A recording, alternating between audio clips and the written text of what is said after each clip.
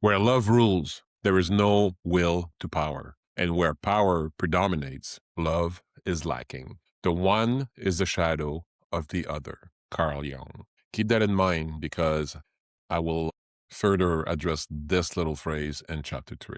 Welcome back to Light and Shadow. I'm your host, JF, and today I'll be talking about love and spirituality. Introduction, what I call mapping the mind and spirit, the human history's most misunderstood force. Today, we are exploring a force that is simultaneously the most sought after and the most misunderstood experience in human history, love. Specifically, how human love interacts with our deep spirituality and how the architecture of our own minds dictate how we experience both. Chapter 1, what I call stripping away the fairy tale, what love is and isn't. To truly understand love, we have to strip away the cultural fairy tales. We live in a world that sells us a highly manicured version of romance.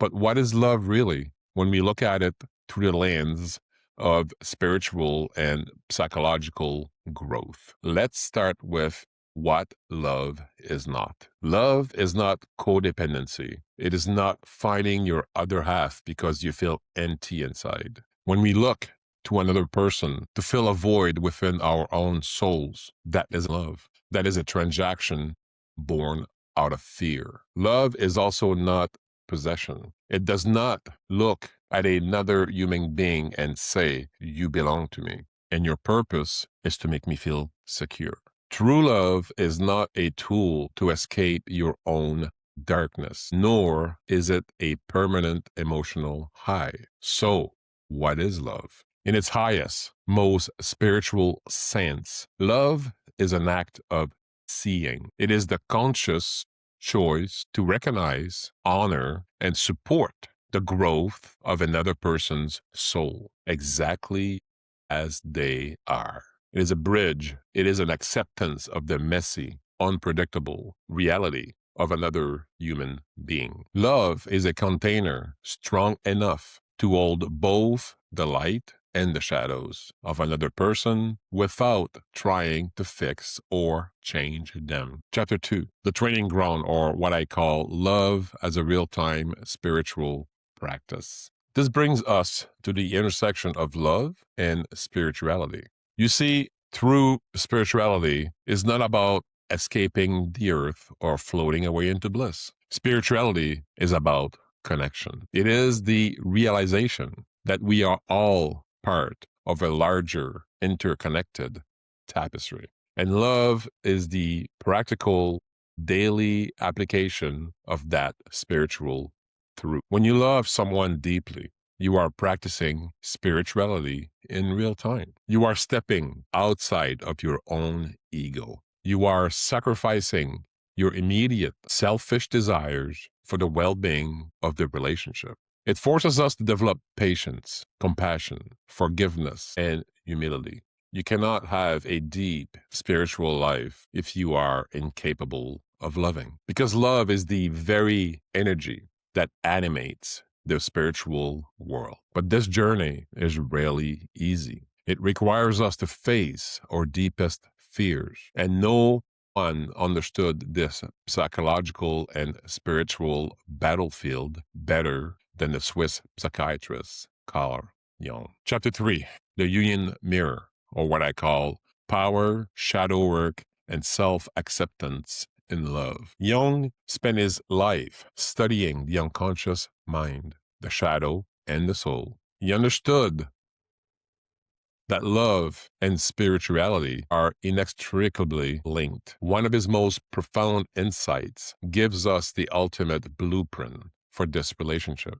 Jung wrote, and this is where my opening quote comes in, where love rules, there is no will to power, and where power predominates, love is lacking. The one is the shadow of the other. Let me explain that. Jung is warning us about the ultimate trap in both relationship and spirituality, the desire for power. When ego takes over a relationship, we try to control the other person. We use guilt, manipulation, or anger to make them conform to our wishes. That is the will to power. And Jung makes it clear where that desire to control exists, love is entirely absent. Spiritually, this means we must surrender our need for control. We must shadow work our own insecurities so we don't turn our partners into prisoners of our fears. Jung also understood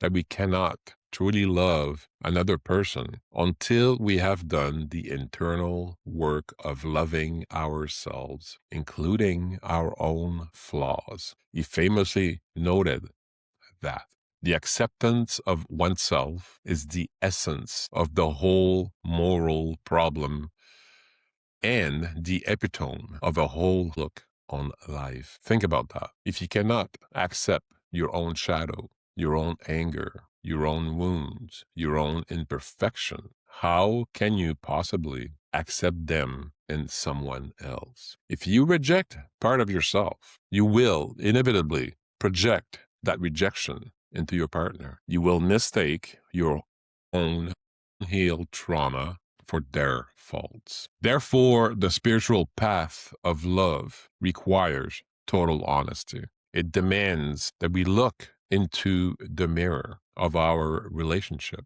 to see what they are revealing about us. Your partner is not there to save you. Your partner is a mirror reflecting back the areas where you still need to heal. In conclusion, as we wrap up today's episode, let this be your takeaway. Love is not a passive feelings that happens to us. It's a conscious, spiritual practice. It's the courageous act of standing in your own light and acknowledging your own shadow and allowing another person to do the same. When we abandon the will to power and instead embrace the vulnerability of truly seeing and being seen, love ceases to be just an emotion. It becomes our highest spiritual calling. So, as always, what have you done to shine your light this week? The message I carefully answers on an almost daily basis is me shining my light. Even if I only reach only one of you today,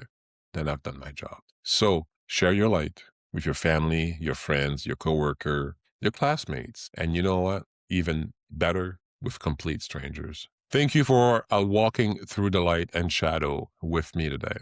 If this episode resonated with you, please share it with someone who might need to hear it.